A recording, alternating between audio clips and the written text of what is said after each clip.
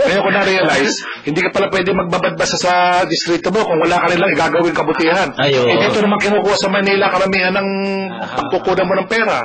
Kaya kailangan dito ka muna kumbaga magbabaong kapag uwi mo para mamigay. At saka ang gagawin partner ng mga kababayan natin, halimbawa, pupunta sa mga barangay health center, hihingi ng gamot yan. Pagka binigyan na ng gamot yan attorney, ang una kagang gagawin yan, titingnan partner yung plastic na pinagbigyan ng gamot kung may pangalan. O kaya may litrato. Bawal na ngayon sa ilalim ng administrasyon ni Ngayon na, wala pa ako nabibigay maski isang litrato ko sa isang opisina ng gobyerno sa aking distrito. Marami naghihingi, sabi ko, wag na niyong hingin. Dahil alam ko naman pa, kung nawalay, tatanggalin din yun yan Diba?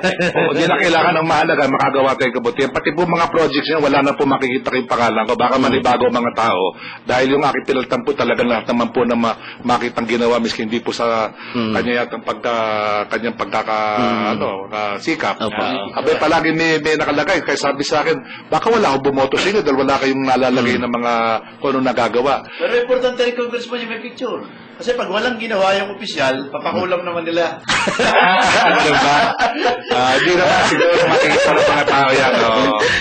Marami rin nagawa naman yung aking tinultan hanggang ngayon, hindi ko tinatagal ang litrato niya Pinagbabawal kong tanggalin sapagkat hindi naman niya kasalanan na naroon ang litrato niya. Pero yung litrato ko, pinagbabawal kong ilagay yung litrato ko. Sa bagay, yan naman ang panuntunan niyo po noong kumandidato kayo na hindi ka maglalagay ng litrato at pangalan sa mga proyekto Tama na sa akin yung makagawa ng kabutihan, mabuti na nga. Di ba sabi nga ng ating Biblia, pag ikaw gumawa ng kabutihan, dapat malaman ng iyong kaliwang kamay kung anong ginawa ng kanang kamay. Naniniwala po ako ron. Tsaka kulang pa ako kasi ng aking ginagawa. Baka magalit naman sa akin yung mga hindi ko natulungang iba. Kaya tama sinabi ni Felix Canildo. Nararamdaman nila ngayon meron silang kinatawan. Sa amin sa lalawigan ng Bulacan, meron na kaming naramdaman. Kinawatan. Hindi mo si John yan. Papapalit ako dito niyan. Ganun? Hindi na napipikon sa akin si Tata Karding. Okay, partner, 6 na minuto na lamang bago sumapit po ang ika-6 ng gabi. Siyempre dito pa rin sa palatuntunang direktahan sa DWD. Parang saglit lang, partner, yung isang oras. Di ba, tatawa tayo kay Lian kahit mga 5 minuto. Kasi isa ka muna, Atilian. At tatawaran ka namin ng konti. Tigalian ng marin Paliwanag ko na lang si Secretary Gasmin. Total naman nakakarating naman sa ating mga kababayan ito mga nangyayari sa ating pamahalaan. Saan din yung kalatagan? Kasako po, kausap ko lang yan ang kalatagan nga at doon nga naroon yung mga taga-DPWH kahapon para alamin ko ng mga proyektong gagawin doon. Matutuloy na. Matutuloy na yung hot project nyo. Unti-unti, 3 taon na may makikita. Habang tumatagal sila yung paganda ng paganda yan. Dahil ngayon pa lamang natin na sisimulan ng mga proyekto natin. Ano ba yung baka pwede tayo makahingi ng ideya sa ilan sa mga priority nyo? Doon sa unang, yung atitirang 20 na inabot nyo. Kasi yan, pang national road. So, ang ginawa natin, magutit nasama ang flood control. Tuwing magkakaroon, di ba, tag-ulan? Lamang mo sayang ang mga kali pag wala rin mga drainage. At saka flood control. Yung mga, for example, mga tulay, yung mga plantasyon yan, nababatbat, tinatamaan ng lakas ng tubig, parang i-scour yan. So, pati yung superstructure pwedeng mawala. So, doon po napagtuunan. Yung unang nagawa kong infrastructure, yung tuloy po sa pagitan ng Lemery at Calaca, sa Sinisian po, ako po yung tuwang-tuwa na napagawa ko yun maski wala pa pong pera mabigay sa akin ng gobyerno. Nakiusap lang po ko sa isang kasamahan ko, mayamang isang kontratista. Ako maaari siya na magpaluwal. At hanggang ngayon po wala.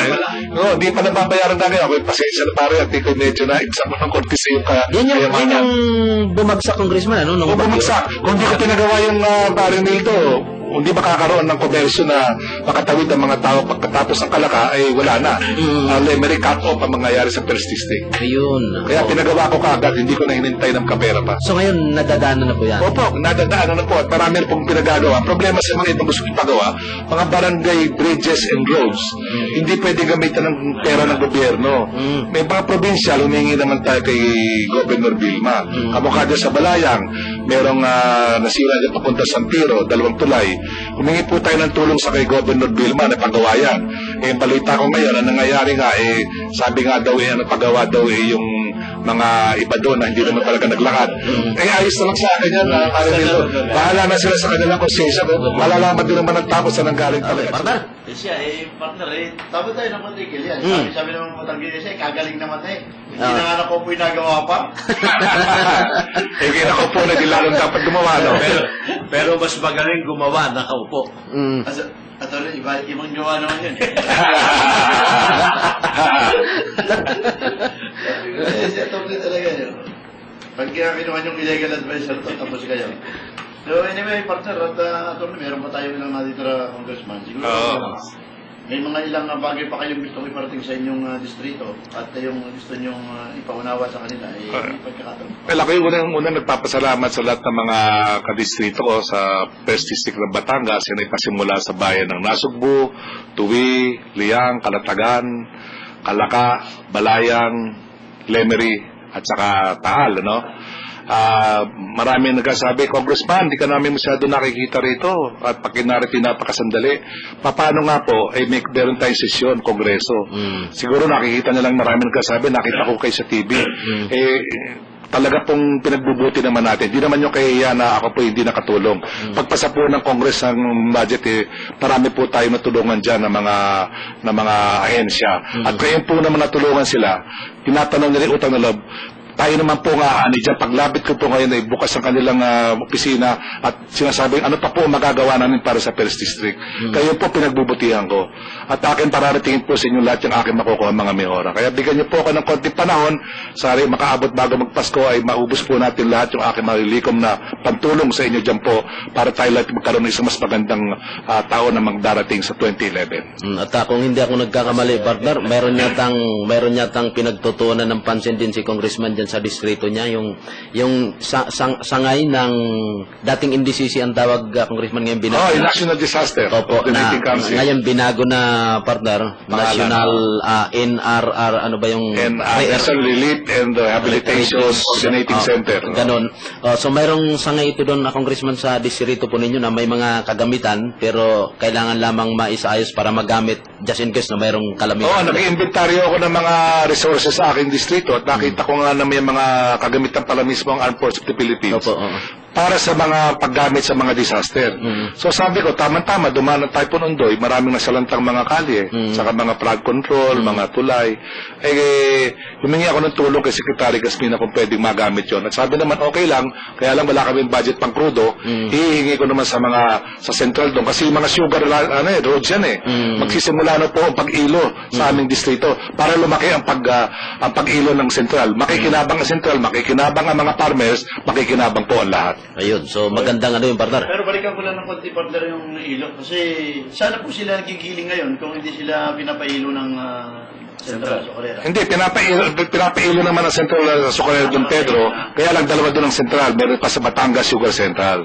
Kaya nakakatulungan sila. Yung hindi na kaya ng Don Pedro, doon naman umiilo sa Batangas Sugar Central. Nabubulok din po pala pagka sumobra sa araw yun. Oo, kailangan magawa. Kaya importante yung kali, maayos ngayon. Kaya right after itong All Saints Day na ito sa Undas, yun aking pagtutuuran, yung pagpapagawa ng mga kalye na nasiraan para madaling makapasok ang mga truck doon sa mga bukirin na mayroong mga tanim na tubo. Sa bagay, partner, bago matapos ni Congressman Tomapasible yung kanyang 3 termino siguro tapos na. Tapos na yan.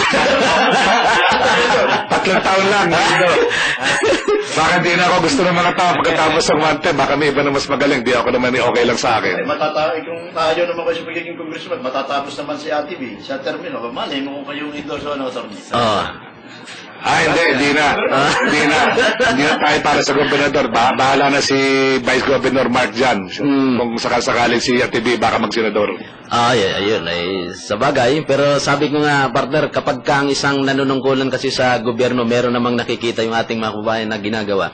Ayaw man niyang magsabing muli siyang bigyan ng pagkakataon. Talagang yung mamamay mismo magpupursige.